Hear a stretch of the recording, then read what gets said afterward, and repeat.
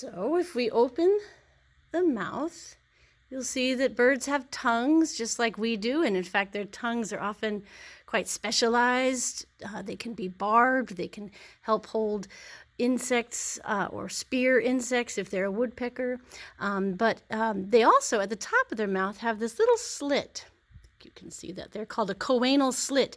We have the same kind of opening that allows us to take air from our nares and breathe it in to our mouth cavity and down to our trachea. And if you've ever drunk something and then laughed and it's come out your nose, that would have gone through that choanal openings that we have as well.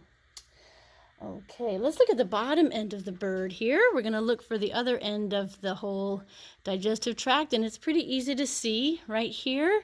We've got what's called the cloaca. The cloaca, there's a little opening right in there, and that is a common opening for both, or for all three, digestive tract, reproductive tract, and urinary tract. All contents from all of those systems exit through this cloaca. Also, the general area called a vent as well. So the cloaca and the vent. And what else do we want to see? I think at this point we're going to go ahead and start cutting.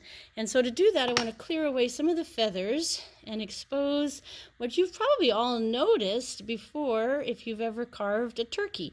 And you can see some of the pin feathers that are forming underneath this.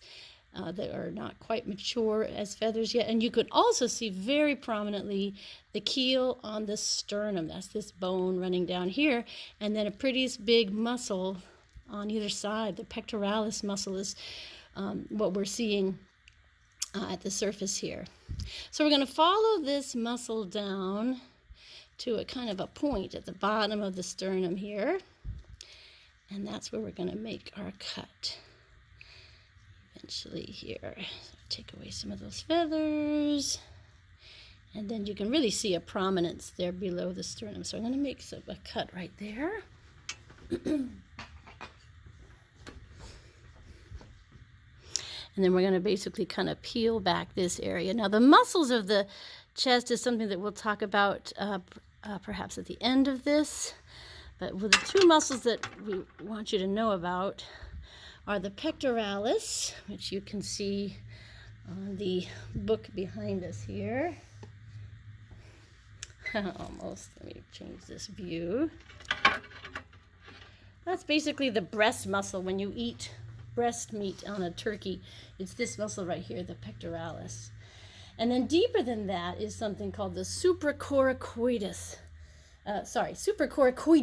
and that is going to be right up against the sternum, and it'll be a little lower down. But let's go ahead and just cut this skin right here.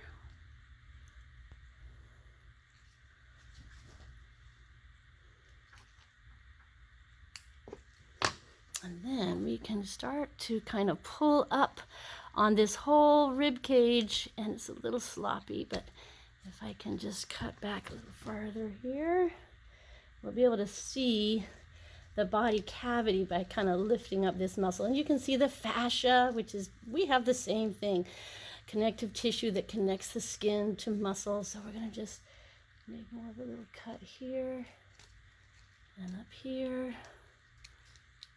And then we're going to pull up on the thoracic chest wall and down on the organs. Cut up a little more here.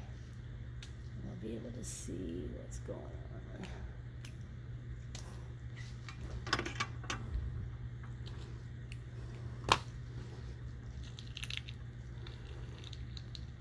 Kind of a sound there. Okay.